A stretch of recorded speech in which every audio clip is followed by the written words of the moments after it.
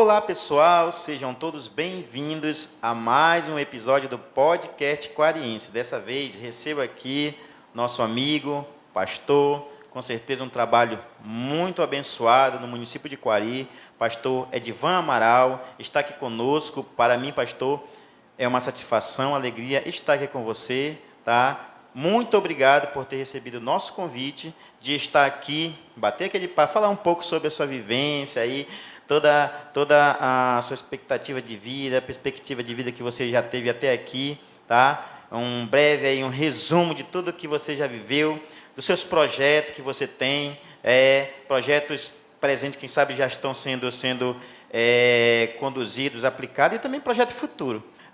Para mim, mais uma vez, quero lhe agradecer por ter recebido e também por ter aceitado o nosso convite. Para mim é uma satisfação, tanto para nós quanto para a nossa equipe, pastor. Tá? Muito obrigado e seja bem-vindo, tá? Por estar aqui conosco, e também, com certeza, esse bate-papo vai ser bacana, com certeza, não só pela a parte da sua história, mas também como aquela palavra que o senhor vai dar, que você vai trazer aqui, aquela palavra de conhecimento para todos nós. Muito bem. A gente está aqui para agradecer também, em primeiro lugar, a Deus, né? E a você, é claro, né? Estar aqui hoje é muito relevante para a gente também.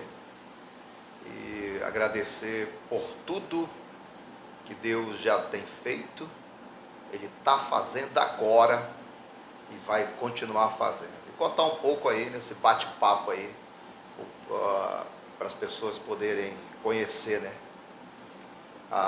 Um pouco da história da gente. Então, pastor, muito obrigado. Agora nós vamos rodar a vinheta aí, tá, pessoal? E depois nós retornamos agora de vez com esse bate-papo bacana com o pastor Edivan Amaral.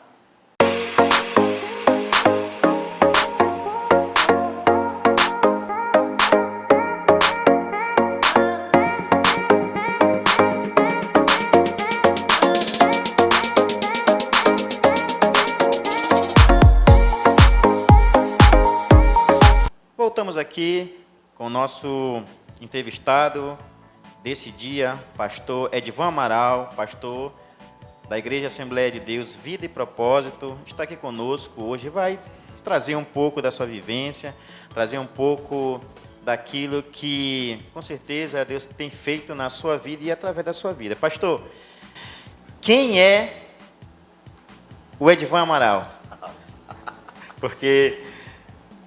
assim, né, pastor? As pessoas Sim. conhecem as pessoas, por exemplo, como pastor, como cantor, Sim. né? Mas aí, como cidadão, né? Quem é o Edivan Amaral, que eu conheço como pastor, mas não conheço como cidadão, como pessoa, Sim, né? Sim.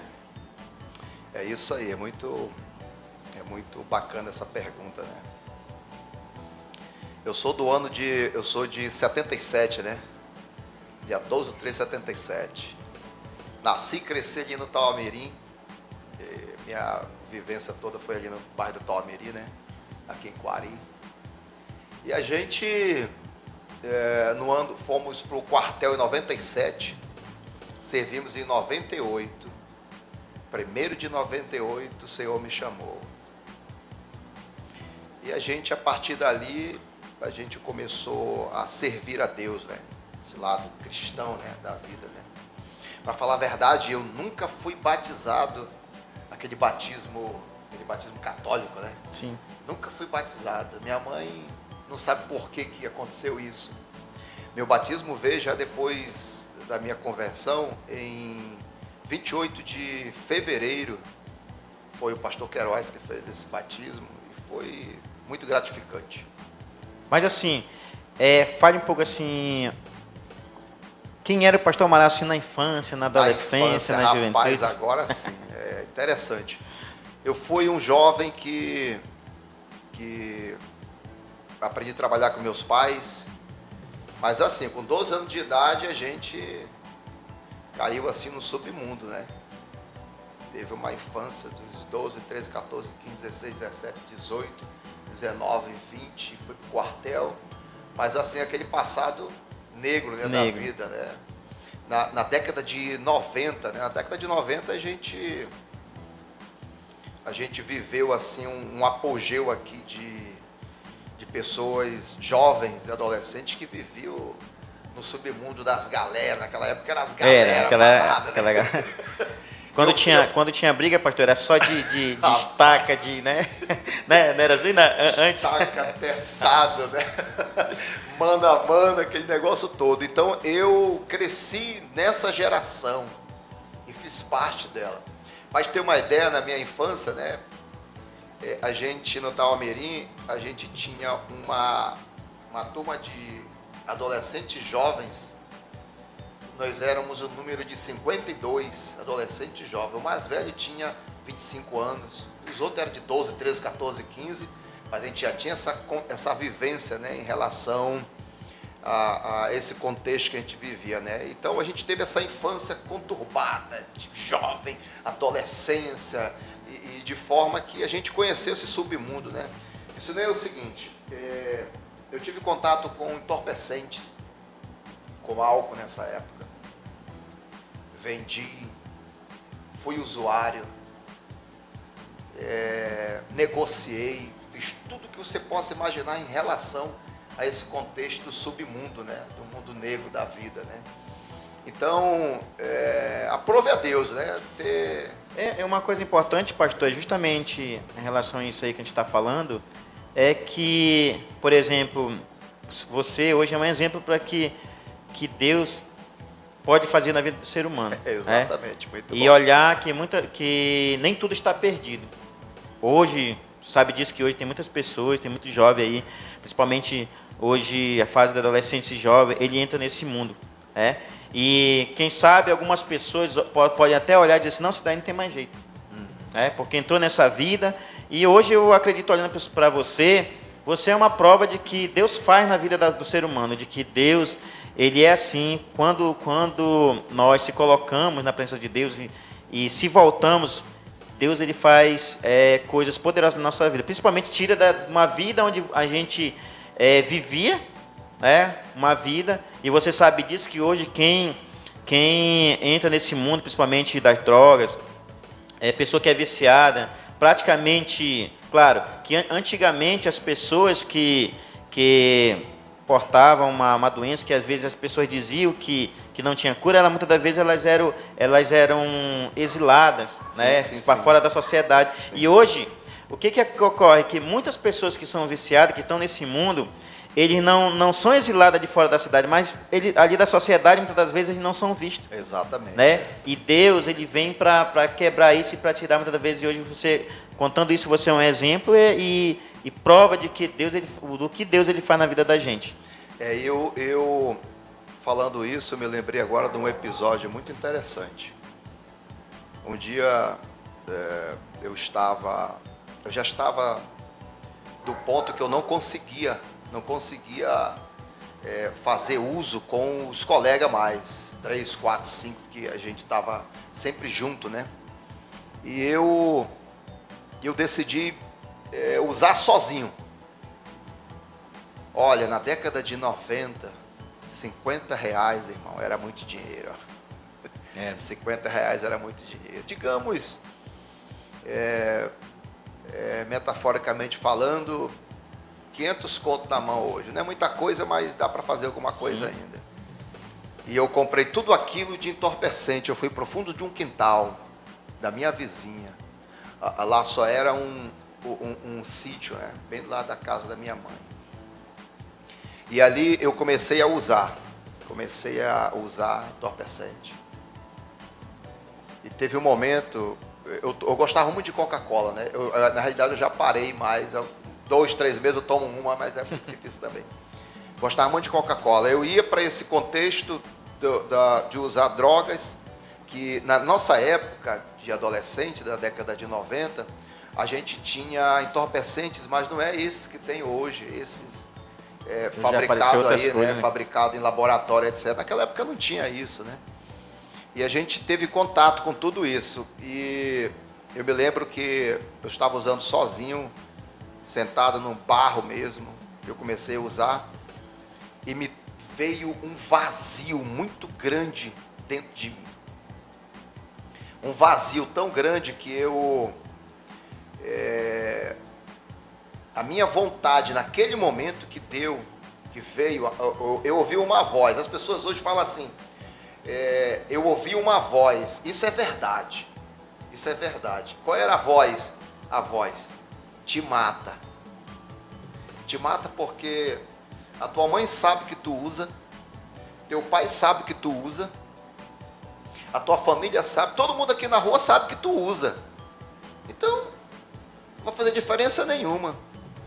E eu olhei assim para baixo, assim, que era tinha um declive, assim, o terreno.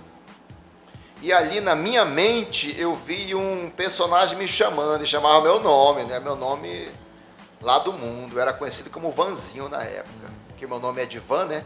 Aí minha mãe me chamava de Vanzinho, ficou isso. De 97 para cá, ninguém me conhece com esse nome, só de 97 para trás. Um novo nome, né?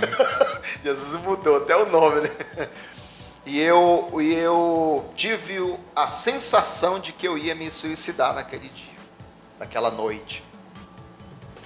E eu me lembro bem que eu olhei para cima, assim, para a copa das árvores, de um monte de abelheiro que tinha, fechava assim o céu onde eu estava sentado ali.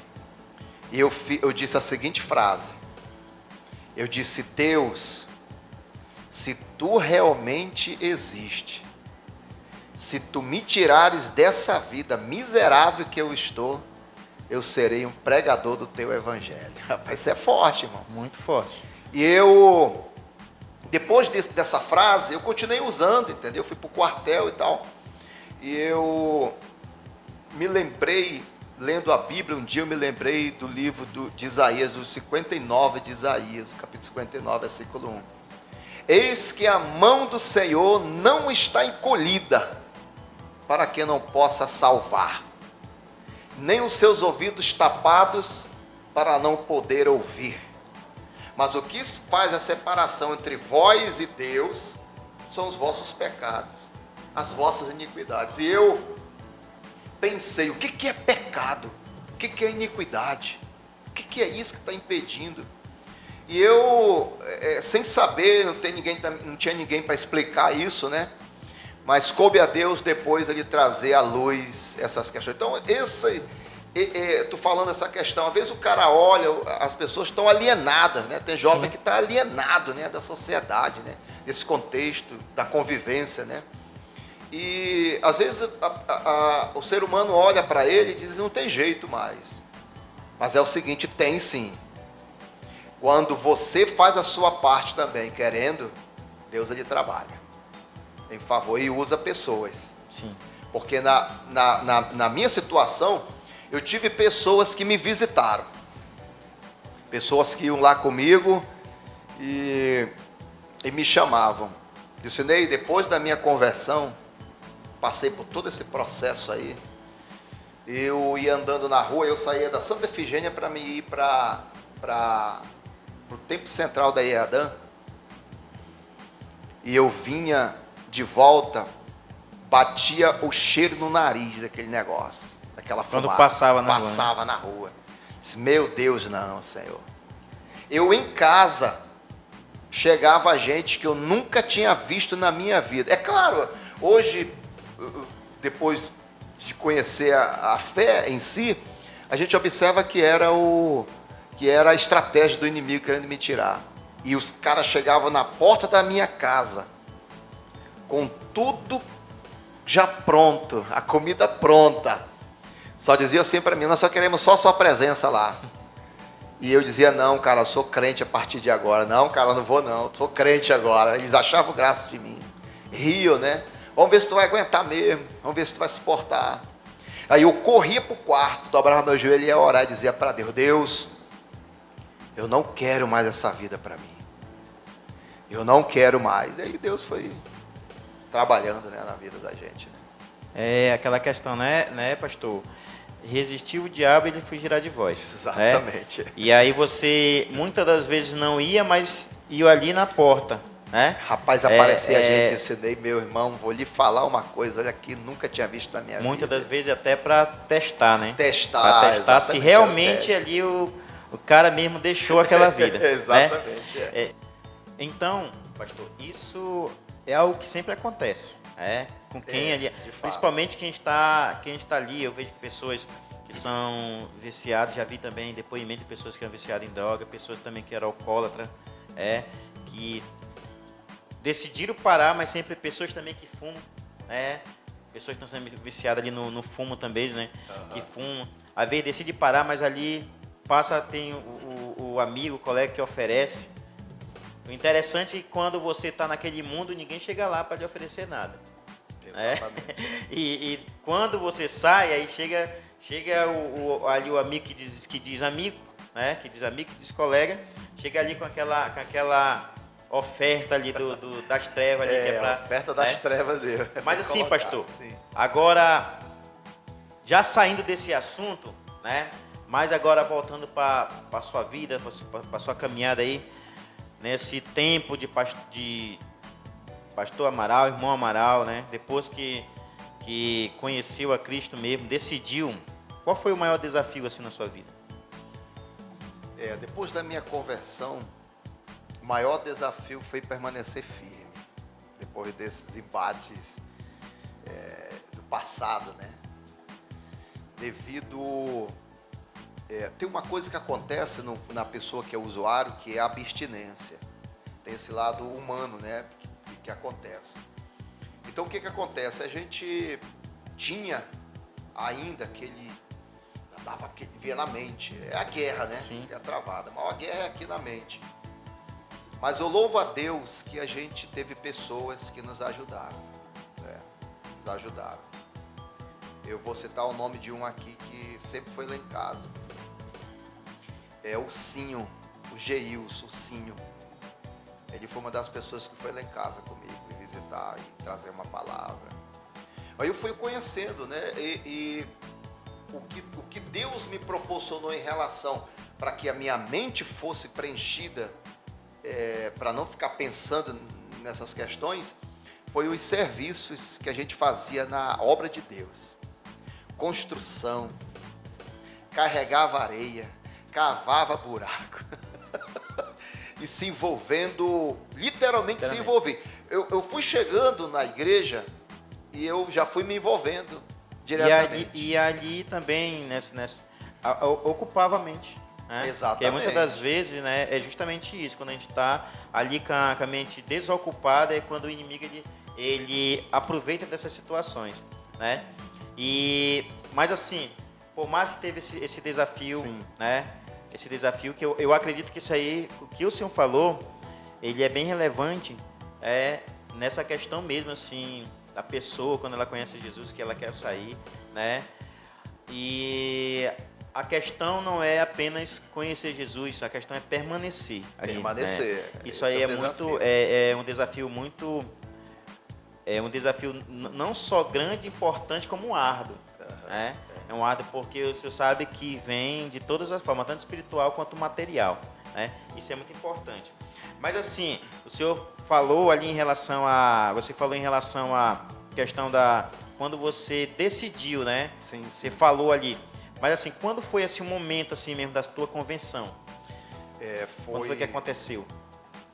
Eu conheci uma jovem na época, nas andanças, E ela, na realidade, foi minha primeira esposa, É a Janilza Serra. Foi ela que me levou para a igreja. E eu cheguei na igreja, eu sentei no primeiro banco.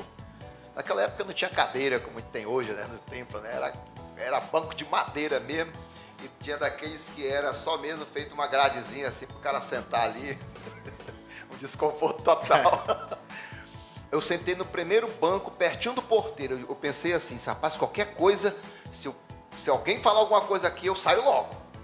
Minha mente era essa, E eu fui para esse culto e o cara que pregou nessa noite, eu me lembro até do nome dele hoje. Cada um tem uma missão, Sim. Específica. E naquela noite quem pregou foi o Moisés, irmão do pastor Casimiro. E quando aquele homem pregava naquela noite, Deus abriu um leque para ele e o cara falava tudo que estava acontecendo na minha vida literalmente, desde a hora que ele começou até o final. Tem gente que não acredita, né, pastor? Pois é, né? Tem gente que não acredita. Eu Quando sou o testemunho vivo, Sim, né, assim, dessa ação, né, de Deus. Então, eu ouvindo ele, eu dizia, rapaz, quem foi que falou para esse cara que minha vida é assim? Nunca vi esse cara na minha vida. E aquilo veio, assim, rapidamente, assim, uma perturbação na minha mente. Quem foi? Será que foi o Ciclano Deltrano? Só conheço aqui a minha mulher, tem ali a minha sogra ali, mas será? Não, nunca vi esse cara, nunca tive contato com ele. Mas era Deus mesmo. Interessante é que ele fez o apelo. Quando ele fez o apelo, eu só me lembro, sinceramente falando para vocês, isso não é conversa de um converso, não. É uma conversa verdadeira, pautada na linha espiritual. A Bíblia diz que tem o carnal, Paulo diz que tem o carnal, o espiritual, e tem o natural também, que não serve nada. O espiritual vai entender. Eu vim cair em si, que eu já estava indo lá na frente, na hora que ele fez o apelo, ele disse, eu só me lembro até aqui que ele disse assim, se você quiser se libertar hoje, vem agora aqui na frente. E eu me lembro quando eu já estava do corredor para lá, para frente. Eu não me lembro esse espaço de saída, levantar daqui para ir até lá. Mas cheguei lá. Se ele tivesse colocado a mão na minha cabeça, eu tinha caído endemoniado lá naquela noite. Mas eu senti uma experiência muito tremenda essa. Eu senti que as amarras espirituais, é verdadeiro, o cara está amarrado mesmo. Sim. O cara está acorrentado. O cara está... O apóstolo Paulo disse, Colossenses 1,13, ele disse que ele nos libertou do império, do poder, da autoridade das trevas e nos resgatou para o reino do Filho do seu amor. Então o cara tá cheio de treva mesmo, não tem conversa, não tem meio termo isso. Não, é só um pouquinho, é só um negócio. Não existe, o cara tá da cabeça aos pés. Se ele tivesse colocado a mão na minha cabeça, eu ia cair endemoniado naquela noite. E o mais interessante disso tudo também foi que quando eu saí daquele culto, eu queria gritar na rua. Sinceramente, eu queria gritar. Eu queria dizer para todo mundo que eu tinha sido liberto naquela noite. O interessante é que é como se fosse um processo, né, pastor? O senhor falou agora há pouco, mais atrás, que o senhor tinha decidido, né? Que ele decidiu. Mas aí, para que continuasse, né? Para que continuasse ali o processo, tanto de libertação, como o senhor falou, quem é espiritual, né, vai entender, de libertação. Naquele momento o senhor falou que ali, naquele dia o senhor até pensou que naquele momento você poderia até se suicidar. Sim. Você falou aquilo, né? Você falou, pensou, falou e foi ali concluir com o quê? Só começou ali, né? Começou ali. Então é um processo. Eu acredito que quando a pessoa ela decide, ali foi uma decisão naquele momento. Foi. Mas aí teria que continuar, né? E é uma coisa muito importante. Eu acredito, nós como evangélicos, eu acredito que é a melhor. Eu acho que é uma das melhores experiências na vida do homem. É quando ele se dobra, ele reconhece, ele se dobra diante do Senhor e reconhece, né? E reconhece. Eu acho que a partir dali, tenho certeza que Deus pega, agora é comigo. Exatamente. Agora é comigo. Mas assim, pastor, sua caminhada, né, sua convenção, e quando foi que veio, o senhor sentiu que tinha essa chamada para o pastor, quando foi que daí, né, veio toda essa questão, né, a gente veio lá do Amaral do passado, né, da Edivan Amaral do passado, né, do Vanzinho, né, do Vanzinho, aí Deus foi lá e transformou o Edivan Amaral, mas queria mais, né, e aí, quando foi que chegou aí que você entendeu que estava pronto para assumir aí o ministério pastoral? Eu, logo nos primeiros anos da minha fé, eu Meu primeiro cargo na igreja foi ser porteiro na igreja. E dali eu fui desenvolvendo, né? Me deram oportunidade, eu fui... Em regra geral, todas as oportunidades, a princípio, meus primeiros anos de fé, eu procurei aproveitá-las, todas elas. Um dia eu tive um toque muito profundo na minha vida sobre a obra de Deus. E eu queria alguém para me explicar o que estava acontecendo comigo, que eu queria deixar tudo para mim. Podia mandar para onde fosse, eu estava disposto, não tem conversa não. E eu procurei o pastor Queiroz. E ele me explicou como deveria fazer dali para frente. Ele disse, você tem chamado, mas não é assim que você pensa. Então, quer dizer, eu procurei a pessoa certa, né? Sim. Para conversar, né? Era o meu pastor na época e hoje continua sendo meu pastor de honra o resto da minha vida. Vou levar isso para a vida, eu e minha esposa. E a partir dali, logo ele me chamou. Quando acabou o 98, 99, quando foi em 2000, ele mandou me chamar no gabinete pastoral. E ali eu passei por uma entrevista com os obreiros mais antigos que tinha da igreja. Esse bate-papo aqui vai sair algumas revelações aqui, muito tremendas em relação a isso. Era o hoje pastor Daniel Maciel, meu respeito, minha consideração pelo pastor. Pastor Helenilson, que era os mais antigos, e o pastor Eliseu. Pastor Helenilson. Então, eu fui para a entrevista com esses dois homens. E eles perguntavam de mim, tu sabe cantar um hino? Eu dizia, eu sei. Eu procurei, eu gosto muito de ler. Então eu comecei a ler livros que ensinavam você a um monte de coisa, entendeu? Em relação à obra de Deus, nos primeiros anos da minha fé. Você gosta disso, você faz isso, faz aquilo, eu dizia assim, não, isso aí eu não sei. Mas sabe fazer isso aqui? Sei. É entrevista, né? E ali... O pastor Daniel saiu, era diácono na época, ficou eu e o pastor Helenilson. Aí ele me levou lá com o pastor Queiroz. Primeiro gabinete que tinha, quando a gente entrava no templo central da IEADAN, era dobrar a direita, entrava ali à direita, já era o primeiro gabinete, né? Ali estava o pastor.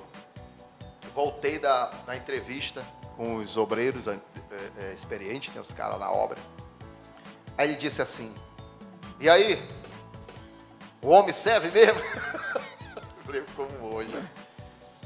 Aí o pastor Helenilson disse assim, na época diácono, né? Ele disse, não pastor, ele não serve não. Ele não serve porque está muito empolgado. Um jovem, né? O cara de 20, eu tava com o quê? Com 23 anos de idade. 23 anos de idade, no auge mesmo, entendeu? Em relação à fé, entendeu? A altura mesmo. Tava voando. E ele disse isso para mim, entendeu? Na frente do pastor. E eu, sentado num banquinho de madeira, quando ele acabou de falar isso, os espirituais vão entender, né? Eu vou usar sempre essa linguagem. O Espírito de Deus falou no meu coração. Ele disse para mim, você não vai provar nada. Quem vai provar sou eu. Isso é forte, isso aqui também. E ele saiu, né? Contou o que tinha acontecido na entrevista. Quando ele saiu, eu sentei de frente como tu estás para mim aqui, com o pastor Queiroz. Aí ele disse assim, o que ele falou baseado na experiência dele na obra de Deus. Tá? Mas ele disse assim para mim, mas eu acredito em você. Quem sabe eu estou aqui falando diante de um futuro pastor dessa igreja aqui, naquele dia, naquela manhã. Isso ainda em 2000. Ano 2000. E eu fui para casa depois, ele orou em meu favor. Quando foi no início de janeiro de 2001, eu fui chamado novamente, que era para me assumir uma congregação. Minha primeira congregação que eu assumi foi a congregação de número 11, em 7 de janeiro de 2001. A partir dali começava o teu...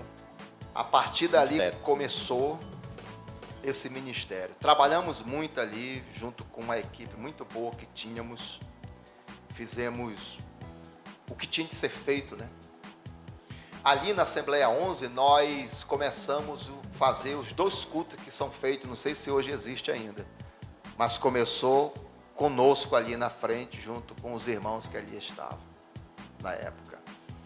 E dali começou, né, o nosso trabalho na obra de Deus, e a chama sempre apertando a gente, mas o cerne mesmo em relação à questão pastoral foi num culto. Você lembra da Assembleia 4, que era o ápice naquela época, né?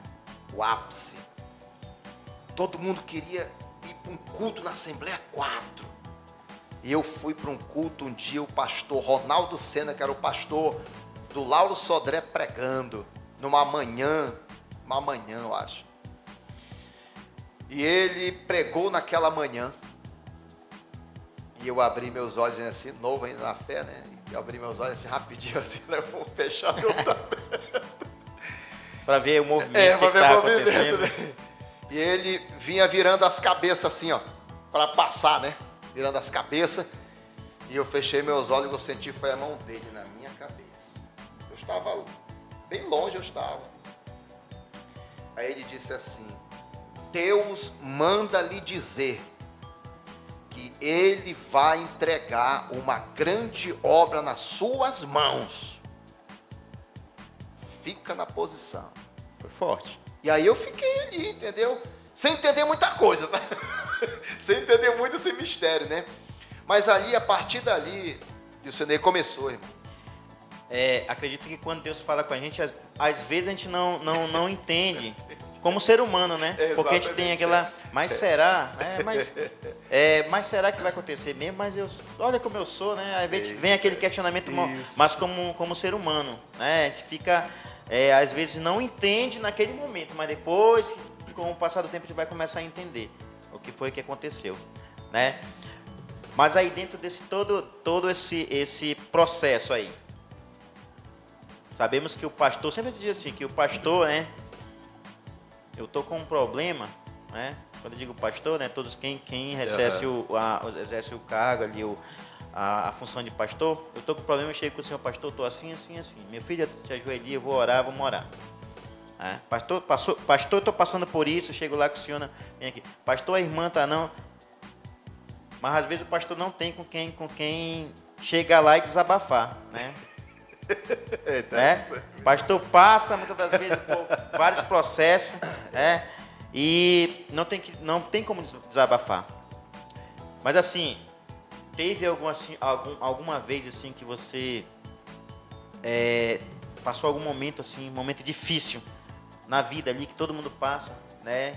E como um pastor, ou como dirigente, como pessoa de Deus, e você chegou ali, estava cantando ali, mas só Deus sabia como estava, né? A gente passa muito. Acontece.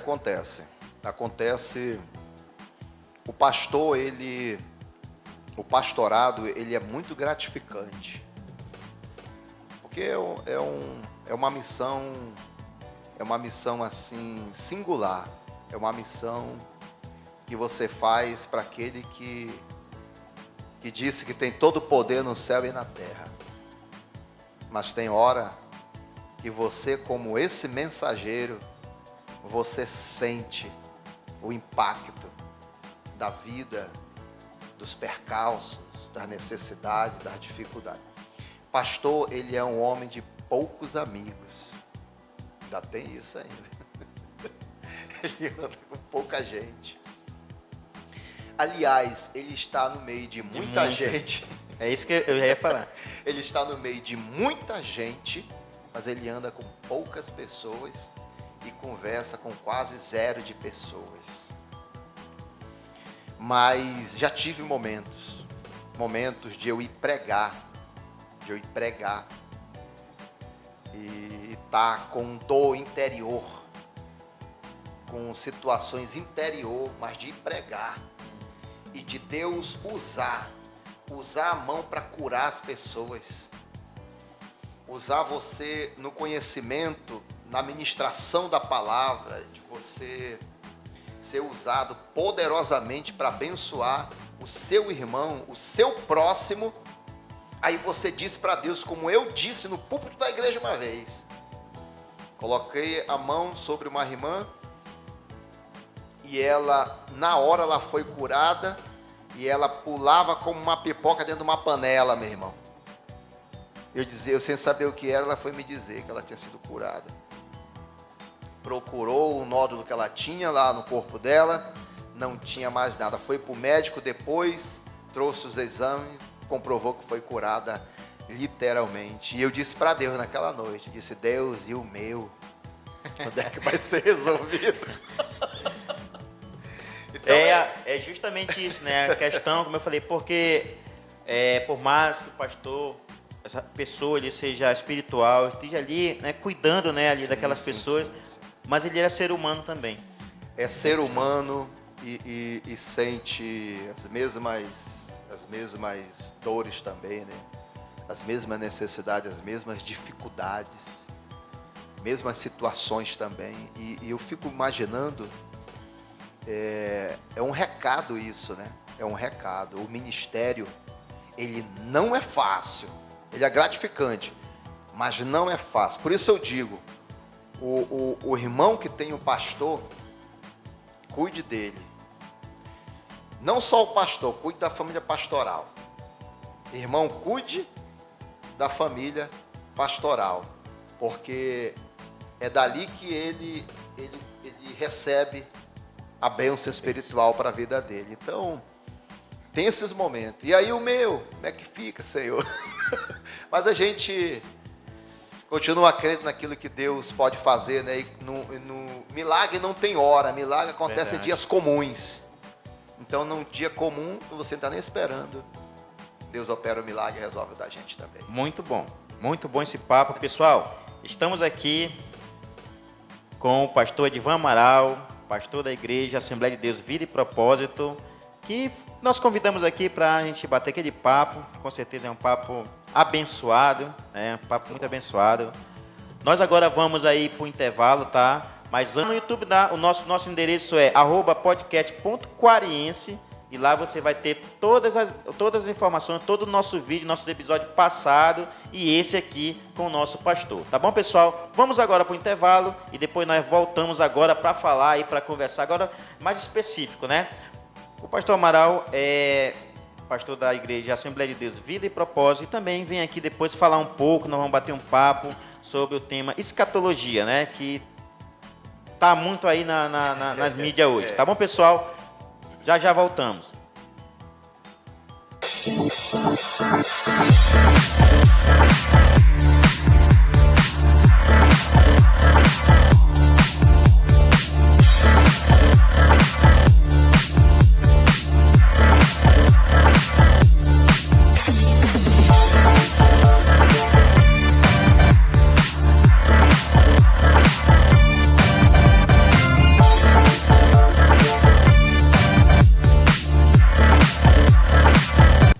Pessoal, voltamos aqui com o nosso entrevistado deste dia, pastor Edivan Amaral, que agora, nessa segunda parte, vai falar um pouco sobre o seu projeto, né? A igreja do qual ele preside, da qual ele está ali, que é a Igreja Assembleia de Deus Vida e Propósito, que já está há um bom tempo aí também, prestando um serviço espiritual à sociedade, né, pastor? E também vai falar um tema, agora há pouco que nós falamos, que é falar um pouco sobre a escatologia, vamos trazer aqui, fazer aquele bate-papo bacana, tá bom, pessoal? E voltamos aqui com o nosso pastor. Pastor, falamos lá no primeiro bloco, né? Tava bacana, né? Falamos ali um pouco ali, viajamos. O pastor Amaral, para quem não conhece, vamos dizer assim, é o idealizador do bordão federal, né, pastor? Tava federal, né? Essa entrevista está sendo federal. Mas assim, trazendo agora, né, bem mais específico, pastor, como é que anda e qual o projeto ali hoje que você já trabalha agora na Igreja Assembleia de Deus, Vida e Propósito? Muito bem. Quando eu falei da profecia, dali começou. E durante muitos anos, homens de Deus tratando do mesmo assunto em anos diferentes, mas sempre sintonizado pela graça. Um dia eu recebi a última profecia em relação a isso. Eu estava no campo de Vila Lira. Eu nunca fiz uma viagem. Eu vou falar o início de como começou a Advep, mais ou menos em relação a isso. Eu nunca fiz uma viagem. Eu tinha que percorrer 34 quilômetros todos os meses para me visitar todos os meus irmãos do campo de Vila Lira, né, que pegava a Corda Santa Rosa até o Aranaí, todos os meses. E eu nunca fiz viagem nenhuma sozinho. Eu tinha uma equipe boa lá, que até hoje são os meus amigos, até hoje saí de lá, mas eu continuo tendo contato com eles pelo WhatsApp, que relato já tem internet. Na minha época não tinha internet lá. Está mais evoluído. Então, um dia eu fiz uma viagem para um culto, na segunda casa de oração, que fica 30 minutos de rabeta, custa demais. 30 minutos de moto na cidade, você vai e faz essa cidade toda, né, rapidinho. Esse é um desafio que os pastores, né, da zona rural, pastor, enfrentam. Mas assim, eu vou ver um outro dia para o senhor voltar só para falar sobre essas, eu digo aventura, né, mas assim, aquilo que um obreiro passa, né, na zona rural. Deus falou comigo naquela noite e perguntou de mim: é isso mesmo que tu queres? Perguntou de novo: é isso mesmo que tu queres? E eu disse, entre choros e soluços, eu disse para Deus: é isso mesmo que eu quero. Só eu e Deus no meio do rio Solimões, 9 e pouco da noite, 21 horas e uns quebrados. No outro dia eu vim morar para casa, falei com a minha esposa e conversamos com o pastor Queiroz, 1, 2, 3 vezes. Na quarta vez comuniquei, ele orou em nosso favor, nos abençoou, nos orientou, nos deu conselho. E começamos a Advep Ministério, que a gente chama, que é a Assembleia de Deus Vida e Propósito, do zero. Não tínhamos nada disso aí. Nada, no meio de uma pandemia. Nada. Mas quando Deus, Ele manda, a gente só tem que obedecer, o resto é com eles. Verdade. Com Ele. Então Deus usou pessoas trazendo o material para a gente foi atrás de uns, pessoas colocaram à disposição e começamos.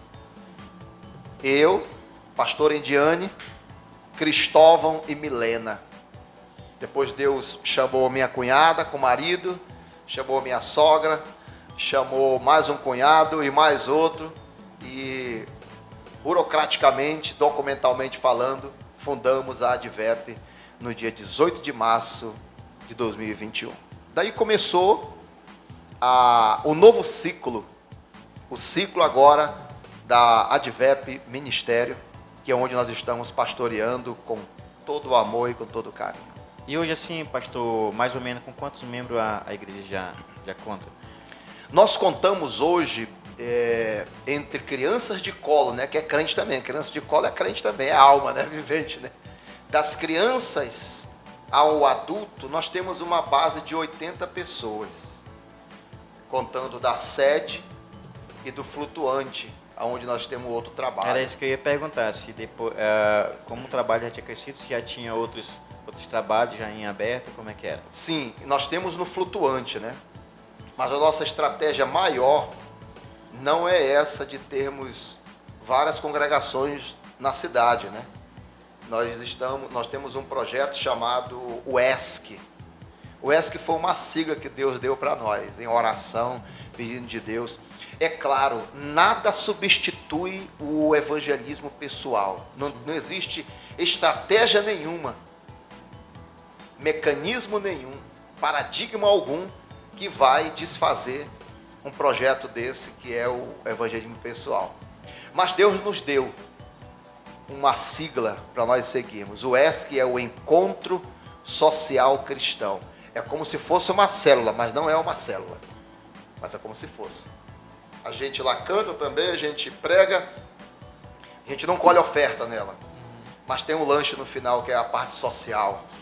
E isso tem sido estratégico para nós. Ele já saiu relativamente do papel, mas vai ser lançado oficialmente agora no mês de março. Se Deus quiser, vai funcionar na cidade de Quari, mas a sede, a nossa sede, a gente está preparando ela para receber todos os 4 cantos da cidade. Nós estamos preparando o ambiente para receber esses irmãos, essas pessoas, esse cidadão quariense. Quari tem 100 mil habitantes, digamos, né? Então não é possível que uns 1000 não apareçam por lá. Né? Pastor, então, em relação a esse projeto que o senhor está falando, ele vai ser expandido na cidade? Como é que é? Esse projeto que é parecido um pouco com a célula, né? Sim. A célula ela é feita nas casas. Vai ser assim também? Sim. Esse projeto, ele é leve, ele é ágil e feroz. O ESC, ele tem a proposta dele de comunhão familiar também. Na realidade, a DIVEP, ela foi pautada em 4 pilares. O primeiro pilar é o pilar da família. O segundo, da palavra. Eu não abro mão do ensino da palavra. Toda quarta-feira é ensino da palavra. Mas tem a unidade também, que é outro pilar. E o quarto ela é uma igreja para as nações, que a nação é povo, são pessoas, são seres humanos, para compartilhar esse evangelho. Então, esse projeto, ele vai ser lançado para toda a cidade de Quari. E lá onde tiver o ESC funcionando, vai estar uma plaquinha lá, aqui funciona um ESC. E a pessoa vai querer saber, então ela vai ter. Ele não vai funcionar todas as semanas, mas 2 vezes por mês. Porque o foco número 1 é cuidar de famílias, de pessoas. Dicionei, tem muita família destruída, irmão. Sim. Precisando de que nós chegamos até a casa dessa pessoa. Até um dia desse, eu não lembro quem foi o entrevistado, mas eu acho que essa já é a terceira entrevista que nós voltamos a falar sobre a questão da família. Né? Porque você só tem uma sociedade vamos dizer, saudável se você tiver família saudável. Né? No momento que você tem família desestruturada, então isso vai refletir em uma sociedade como um todo. Então, a proposta do ESC é cuidar da família. E Deus não tem interesse só naquela criança, naquele adolescente, naquela mulher ou naquele homem, não. Deus tem interesse na família. Ele faz com que o solitário viva em família. O objetivo número 1 do ESC é esse. Essa é a nossa estratégia. O escritor, o Salomão disse que não existe nada de novo debaixo do sol, né? Mas isso não é novo, mas é uma forma que nós estamos chegando e temos chegado até as famílias para a glória e o louvor do nome do Senhor Jesus. Então, a igreja já está fazendo, já tem, né? Sim. Já tem em relação a esse projeto. Sim. E tem a questão do flutuante também, que você já falou, né? E para a gente encerrar dessa parte da igreja, assim, né? Tem outros projetos futuros? Nós temos um projeto chamado AVEP. AVEP é a Associação Vida e Propósito. Qual é a finalidade desse projeto? Ele é feito uma vez por ano. A gente arrecada alimentos não perecíveis e a gente faz as sacolas e entrega. O apóstolo Paulo disse, escrevendo, ele disse que você tem que ajudar a todos, mas principalmente os domésticos da casa, os domésticos da fé ou da família da fé. Então a gente arrecada e eu faço um número com a nossa liderança, né? E a gente faz essas sacolas além do número exato que nós temos de família, para que sobre, para que a gente leve para outros. Então a AVEP, ela tem essa finalidade, ela é a nossa associação ligada ao nosso CNPJ da igreja, para a área social da igreja. Então, desses anos para cá, já é a segunda vez que a gente faz isso, e é um trabalho muito gratificante, você poder levar algo para ajudar o seu próximo. Você levar mesmo, você vai lá na casa do camarada. Eu não tenho nenhuma foto não, tá? Não tenho nenhuma foto entregando nenhuma sacola dessa. Deus colocou no coração da minha mulher e no meu coração da gente não tirar foto. Nada contra quem tira. Sim. Entendeu? Isso aí cada um tem o seu viés, né? Nós não tiramos foto, porque o desejo do nosso coração é que a pessoa seja abençoada. O mesmo Deus que escuta a tua oração no secreto é o mesmo Deus que vai te abençoar também, naquele secreto também. Então, a VEP é esse projeto que já vem sendo trabalhado também. A gente, é claro, né? A gente tem outros para serem implantados, mas esses dois são os dois carro-chefe da VEP Ministério nesse momento. Muito bem. Papo bacana. Pessoal, estamos aqui com o entrevistado do dia, o pastor Edivan Amaral, que agora vai trazer um pouco sobre o que é escatologia, que muitas pessoas aí falam, muitas pessoas até falam, mas esse nome às vezes até soa um pouco estranho, né, pastor? É verdade. Né, pastor? Escatologia, eu sempre digo, pastor, que esse tema a gente quase não vê, né? Assim nos cultos, né? Porque é um tema mais para estudo, né? E o culto ele tem um outro objetivo. Um nível mais acadêmico, né? Assim, né? Isso, ele é mais para estudos. E por isso que eu pedi, claro, quem sabe daqui mais um dia o senhor pode voltar aqui para... Você sabe que escatologia é uma gama de conhecimento, muito assunto, é muita coisa. É amplo, né? É muito amplo. Mas assim, trazendo para os nossos dias de hoje, você que alguns aí pesquisadores, estudiosos, dizem que escatologia é o estudo, o estudo dos acontecimentos dos últimos dias. As pessoas, muitos estudiosos, muitos pesquisadores falam isso, que estuda essa doutrina, né? Mas assim, trazendo para o dia de hoje, o que é escatologia, e vamos entrar um pouco mais, algo mais específico. Muito bom esse tema, né? Escatologia. Em primeiro lugar, nós vivemos hoje em um tempo, né, de muitas hermenêuticas. A hermenêutica, ela é a arte da interpretação.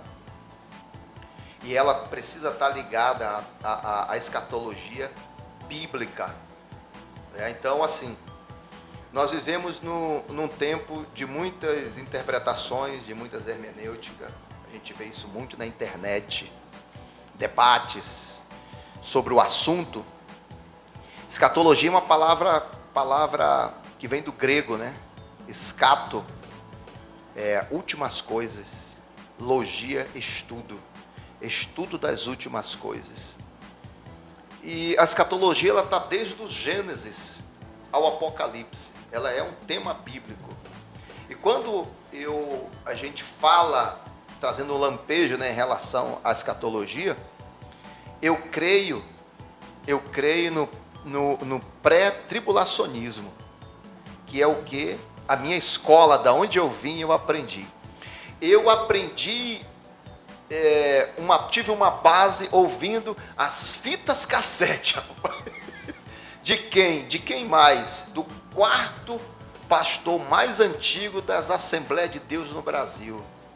Primeiro é o Gouveia, Firmino Gouveia, de Belém do Pará. Outro tem um paraibano, José Wellington, e vem Napoleão Falcão. Ouvindo este homem falando de escatologia durante 50 anos da sua vida. Então, a minha base de crença de escatologia, ela está pautada no ensinamento desses homens de Deus, da minha escola assembleiana, né? Que é pré-tribulacionista. Então, escatologia é um tema muito amplo e ele tem trazido hoje muitas discussões. Pessoas falando, por exemplo, falam na palavra, aconteceu um tsunami ali, as pessoas usam a linguagem apocalipse. Aconteceu o apocalipse. Mas na realidade aquilo não tem nada a ver com isso. Era esse ponto que eu já ia né, sobre a questão dos tempos difíceis, né, Sim, das catástrofes, das doenças, entendeu? E sobre, o senhor já tocou, mas sobre assim, sobre esses assuntos, sobre catástrofe, sobre doenças, pestes, essas coisas, né? Ela já é, claro que eu conheço, mas muitas pessoas ainda não sabem, mas assim, ela já é, vamos falar uma linguagem bem simples, né, para as pessoas entenderem. Ela já é o fim do mundo? Ela já é o fim de todas as coisas, como eu já vejo sempre as pessoas falando? Olha, Jesus, Mateus escreveu, capítulo 24 de Mateus, e fez referência a tudo isso que nós estamos vendo hoje. Tudo isso que nós estamos vendo hoje em relação a catástrofes naturais, sinais no céu, na natureza, né, falando já com o ser humano, a gente sabe que tudo isso são sinais do final dos tempos. Mas o que diz a Bíblia, né, em relação a isso, né? Aqui em Mateus 24, 6, ele diz assim, ó: certamente ouvireis falar de guerras, rumores de guerras. Hoje está acontecendo guerra, hoje, nesse momento, está acontecendo guerras. Mais de 3.000 guerras já aconteceram e estão acontecendo hoje. Sim. Vede, não vos assusteis. Se assuste não, fique tranquilo. Fique calmo, né? Porque é necessário assim acontecer. Então, tudo que está acontecendo hoje, dentro desse bojo do assunto em relação à escatologia, são os sinais dos finais dos tempos. Ainda, o texto diz aqui, mas ainda não é o fim. É necessário que assim aconteça, é necessário que estas coisas aconteçam, mas ainda não é o fim. Muito bom. E uma coisa importante, que você falou agora em relação à questão, porque assim, tem muitas pessoas que não conhecem. Sim. Né? Tem muitas pessoas que não conhecem. E falando agora desses acontecimentos, como o senhor falou, né, em relação a isso, são sinais. São sinais. São sinais. Ainda não é o fim. Mas assim, como eu falei, eu volto a falar, falando de forma bem simples. Quando as pessoas que estão nos assistindo, podem saber quando será o fim? Muito boa essa pergunta. O nosso relógio, aí eu vou usar essa palavra, né, escatológico de novo, entendeu? O nosso relógio escatológico é Israel.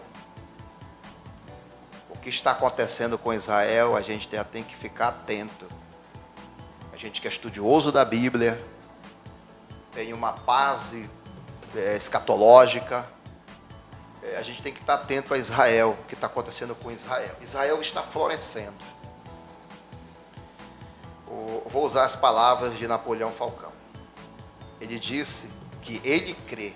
É claro, um direito que todos nós temos. Ele disse que ele crê. Ele já falou isso, está com uns 2 anos já. Ele disse que ele crê que dentro de 20 anos, Jesus vai voltar para buscar a igreja.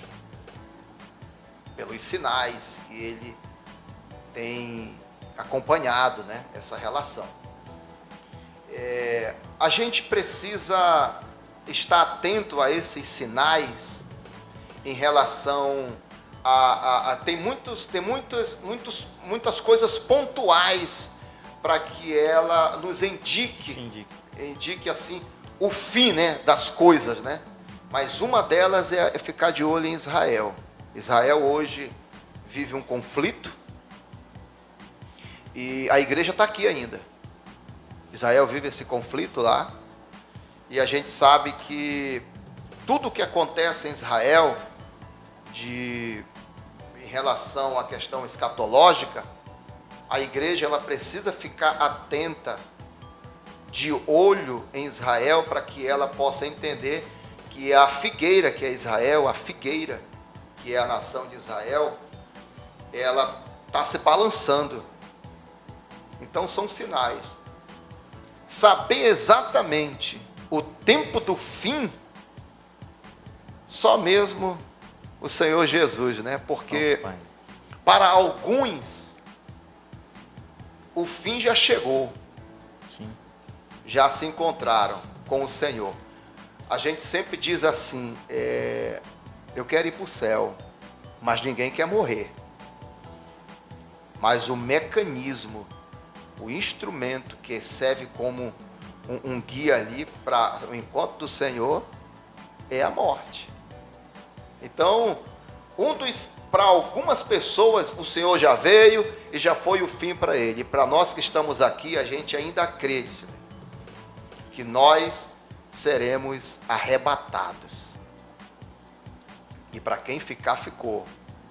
Mas nós cremos nisso. Então, é olhar para Israel em primeiro lugar, ficar atento ao contexto geral, governamental, econômico, as crises sanitárias que estão existindo no mundo, tudo está escrito na Bíblia.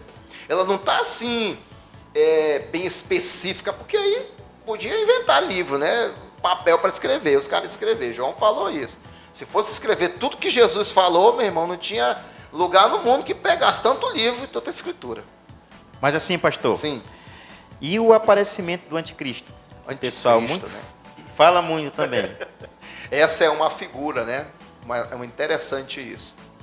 Nós cremos pelo contexto bíblico que no conceito pré-tribulacionista é que nós cremos que a igreja vai ser arrebatada antes da tribulação.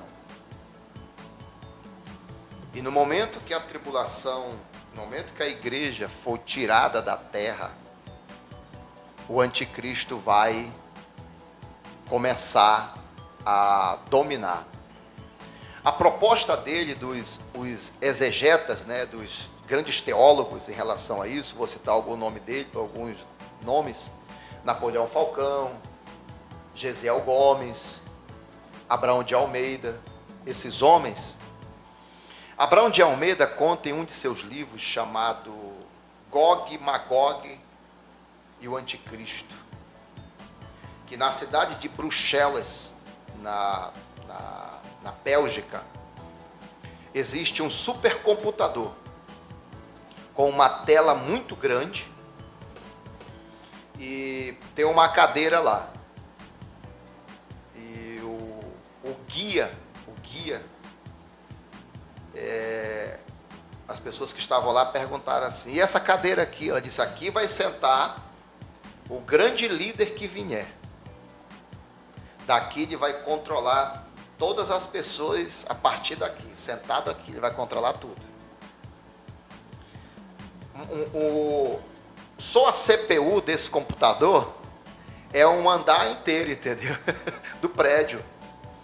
E eles saíram para a parte externa do prédio e chegaram em frente à sede e encontraram um mastro sem bandeira. E eles perguntaram, e esse mastro aqui não tem bandeira, todas as outras têm, esse daqui não tem. Aqui será erguida a bandeira do nosso grande líder que vier. Seja ele um homem, seja ele um demônio, mas nós estamos o esperando. Está escrito lá nesse livro.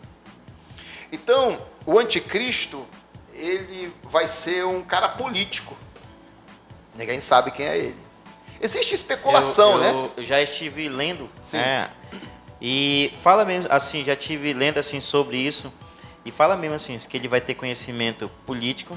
Ele vai ter conhecimento econômico. Ele vai dominar, segundo assim que eu já pesquisei, sempre Sim. lendo, né? Ele vai dominar as áreas que elas costumam dominar o mundo, como política, como a economia. Essa é uma das áreas que ele vai dominar. Então o anticristo, a finalidade dele, trazendo assim um lampejo mais para trás um pouquinho, existe uma agenda mundial dos governos mundiais. Essa agenda é da COP32, que ela fala sobre o cumprimento de algumas metas para que futuramente seja instituído um governo central. Então, quais são as metas? Os governos, eles estão se alinhando em aprovar pautas que impeçam o crescimento do evangelho, porque isso é uma perturbação para ele. O evangelho é uma perturbação para esse povo, Satanás nesse sentido. Então, essas pautas, o anticristo vai se manifestar em um momento que o mundo estiver em um caos econômico, social, né, e político. E a proposta dele, que ele vem com essa proposta, é estabelecer a paz. Serão 7 anos de tribulação e grande tribulação. Nos primeiros 3 anos ele vai fazer um acordo de paz. Vou resolver a economia, está resolvido. Vou resolver o caos social, está resolvido. Vou resolver esse caos aí político que está aí. Pode deixar comigo. Ele vai unir todos em torno dele. E ele tem um outro companheiro com ele, que é o falso profeta, que é o cara que vai trabalhar a questão das igrejas no mundo inteiro para unir elas, para num dado momento ele pedir adoração para ele. É aí que o judeu vai pular fora. Porque o judeu tem na mente que o único é Deus e acabou essa conversa. E o cara vai querer sentar lá como Deus, pedir adoração, e a hora que ele vai pular fora e vai começar a grande tribulação a partir desse momento. Mas quem é o anticristo? Ninguém sabe quem é. A Bíblia não diz, a gente não força, né? Em uma das matérias que a gente estuda, que é dentro da hermenêutica, que é a exégese bíblica, a gente não força o texto. O texto não diz, ele se calou, então a gente se cala também. Aí ele falou, vou trazer uma alegoria aqui e tal, para uma conjectura em relação a esse texto, mas ele não disse, então a gente se cala. A gente não sabe quem é, mas ele será um homem. E o número dele, como diz o Apocalipse, né, é o 666 e acabou-se o papo. Não tem negócio de dizer que é outra coisa. Mas ele será essa pessoa que vai resolver esse caos que vai acontecer. Nós não estamos ainda no caos econômico, mas estamos caminhando para isso. Ninguém sabe o dia e nem a hora, mas isso pode acontecer. Muito bom. Mas para cada ponto desse, né, pastor, se a gente fosse desenvolver isso fora os outros. É uma fonte, né? Uma fonte que não. Nós estamos passando ainda assim algo rápido, mas sim, com certeza você vai ter outro dia que a gente vai falar específico. Sim.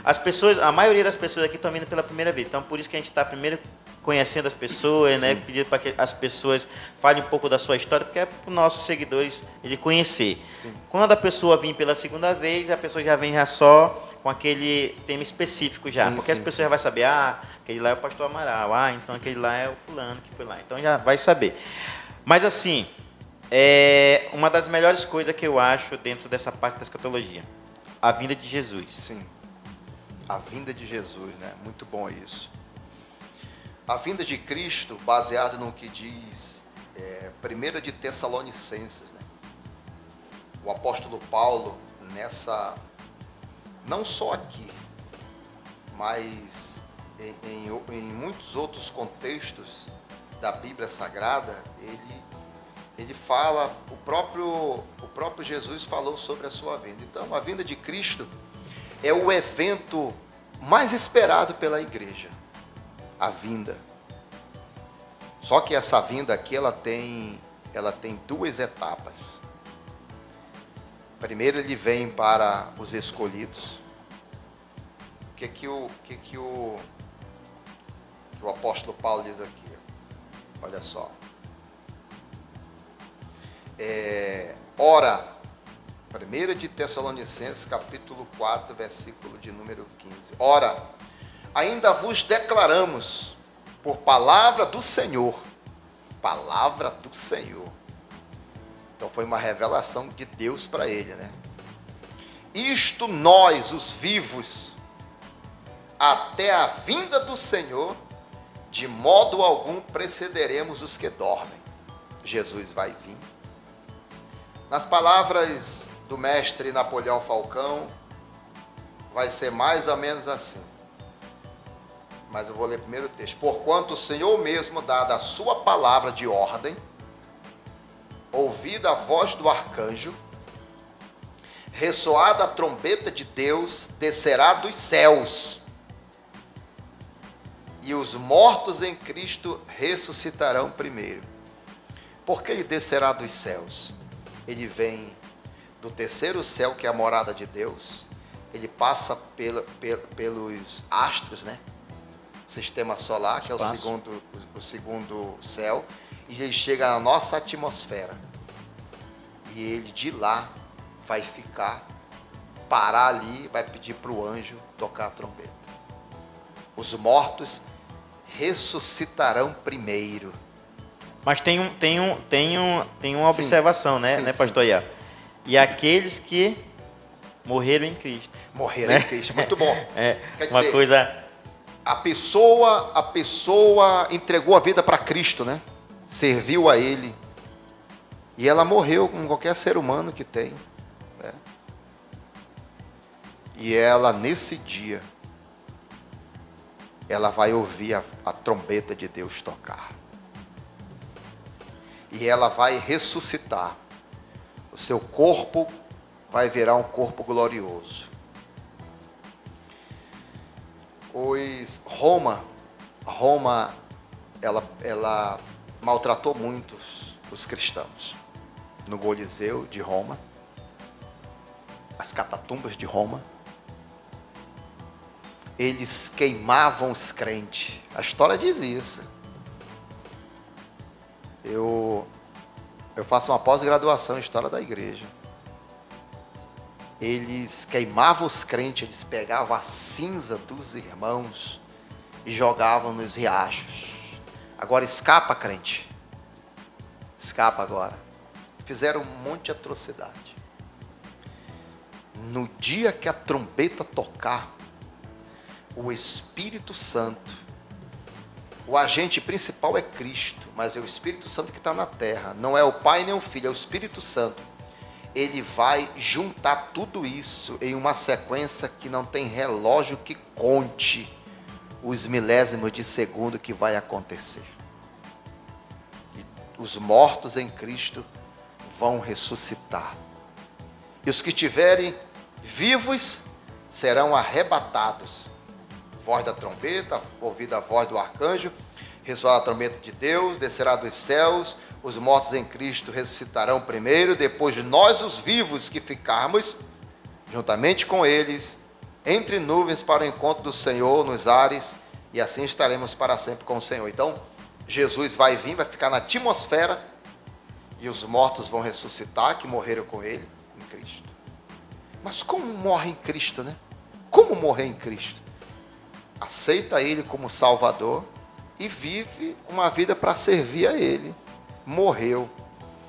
A diferença do que morre em Cristo e do que morre sem Cristo é você indo lá presencialmente para ver. Quem morre com Cristo, a família está literalmente consciente da verdade bíblica, do consolo espiritual e da maior esperança que é o próprio Cristo. Está ali consciente. A dor na alma está, sim, porque a gente tem alma, a gente é ser humano, chora, sente, mas o seu espírito está fortificado, porque ele estava servindo a Deus e fazendo a sua parte. Você vai num velório, num negócio lá, num fúnebre de uma pessoa que não servia a Deus, você vê o desespero. Isso eu já vi reações da pessoa ficar segurando o cabelo e batendo a cabeça na parede, porque perdeu um ente querido. Mas eu já vi crente perder ente querido, de ele estar ali com as lágrimas nos olhos, mas consciente de que um dia eles vão se encontrar. Muito bom. Pastor, para a gente encerrar, tá? Tá muito bom, tá? O senhor falando agora, eu já pensei em outro tema aqui. Mas aí, que também é dúvida de muitas pessoas, entendeu? Mas vai ficar para a próxima, tá? E mais uma vez, quero lhe agradecer por ter aceitado o nosso convite. Aqui, essa parte da escatologia foi assim, foi só, como diz aí, foi só uma pincelada. Só uma pincelada. Né? Tem muitas coisas, você sabe disso, nós sabemos. Mas assim, mais uma vez eu lhe agradeço. Espero tê-lo outras vezes aqui, tá? Para a gente sempre estar falando dessa parte, coisas que são relevantes nessa parte espiritual também, que a gente sempre busca. Isso é muito bom. Às vezes, eu sempre digo assim, a gente não tem apenas que dizer que a gente serve ao Senhor, mas também tem que conhecer. Tem que conhecer, exatamente. Tem que conhecer, tem que estar... Eu tenho que saber sobre aquilo que eu vivo, sobre aquilo que eu prego, né? Então, mais uma vez eu lhe agradeço. Pessoal, estamos aqui, tá, com o pastor Edivan Amaral. Mais uma vez quero agradecer a todos vocês que estão aí e nos assistindo, vocês que nos seguem, você que ainda não segue, corre lá nas nossas páginas do Instagram e do Facebook, tá? E lá você vai ter os spoilers dessas todas as entrevistas, podcasts que nós temos aqui, e também vídeos, foto, informação. E para você assistir na íntegra todos os nossos episódios, você corre lá no YouTube, ativa o sininho, lá, @podcast.quariense, você vai ter acesso a todos os nossos conteúdos, tá? Desde já agradecemos. Pastor, suas considerações finais. Mais uma vez, estou muito feliz de estar aqui, tá? Quero agradecer a sua presença também, quero mandar aí um forte abraço, um alô aí para minha colega, sua esposa, pastora Ediane, tá? Quem sabe uma vez também vou convidá-la para estar aqui, tá? Para também trazer, né? Já fomos num culto lá, que ela fez em relação ao projeto, em relação às mulheres, muito bom, tá? Quero mandar um abraço para ela, Deus abençoe, sua esposa, sua família, tá? E mais uma vez eu lhe agradeço. Mas antes disso, tá? O senhor vai dar, vamos fazer assim, antes do senhor dar suas considerações finais, você vai fazer uma oração, tá? Você vai fazer uma oração aí pela gente, pelo nosso trabalho e por aqueles também que estão nos ouvindo. Aí depois, quando o senhor terminar, aí o senhor vai fazer suas considerações finais. Amém. Vou ler um texto aqui, tá bom? Antes da oração, Apocalipse 22. Baseado no nosso tema escatológico, né? A Bíblia diz assim no versículo 20: aquele que dá testemunho destas coisas diz: certamente venho, sem demora. Amém. E vem, Senhor Jesus. A graça do Senhor Jesus seja com todos. Vamos orar e agradecer a Deus por essa oportunidade de poder estar aqui compartilhando esse momento singular, né, a nossa vida. Vamos orar. Pai, no nome de Jesus, teu Filho, nós te glorificamos nesse momento, Pai. Agradecendo o Senhor, meu Deus, em primeiro lugar o Senhor, agradecendo pela vida de Dilcinei, com a sua equipe, meu Deus, nesse projeto, meu Pai, projeto, meu Deus, relevante para a nossa cidade, dando voz, meu Deus, às pessoas da nossa cidade. Que o Senhor abençoe a vida dele, abençoe a sua esposa, abençoe a sua família, abençoe o seu trabalho, este trabalho, meu Deus, extraordinário, meu Pai, que o Senhor está usando a vida dele, meu Deus, para glorificar o teu nome. Abençoa a sua equipe e esse grande projeto, Pai, é o que nós oramos e pedimos a tua bênção e que o Senhor faça crescer, meu Pai, multiplicar, meu Deus, esse projeto em nome de Jesus. Amém, Senhor. Amém. Glória a Deus. Pastor, suas considerações finais para nós e também para os nossos seguidores. Amém. Em primeiro lugar, agradecer a Deus, né? A Deus por tudo que Deus tem feito, está fazendo. Essa é uma outra frase que eu tenho. Deus já fez, está fazendo e vai fazer daqui para frente. Agradecer a você por essa oportunidade de poder dar voz para os ministros. essa oportunidade ela vai lhe dar, de dar voz para o ministro do Evangelho, vai lhe acarretar muitas bênçãos materiais e bênçãos espirituais. Agradecer a minha esposa, que é a minha companheira fiel. É a minha pastora na igreja, é a serva de Deus. E agradecer meus filhos Cristóvão, a Milena, a Éder também, que já está aqui na cidade. Agradecer os irmãos ali da Advep Ministério. Agradecer os missionários ali. Agradecer os nossos ouvintes, né? Também, os que estão nos assistindo, né? Agradecer cada um, porque todo mundo é importante nesse bojo do podcast Quari. Sim. Muito obrigado. Então, pessoal, conversamos com o nosso pastor aqui da Assembleia de Deus, Vida e Propósito, pastor Edivan Amaral. Mais uma vez quero agradecer o pastor, agradecer você que está aí. Também quero agradecer a Deus, tá? Pelo esse projeto, quero agradecer a Deus.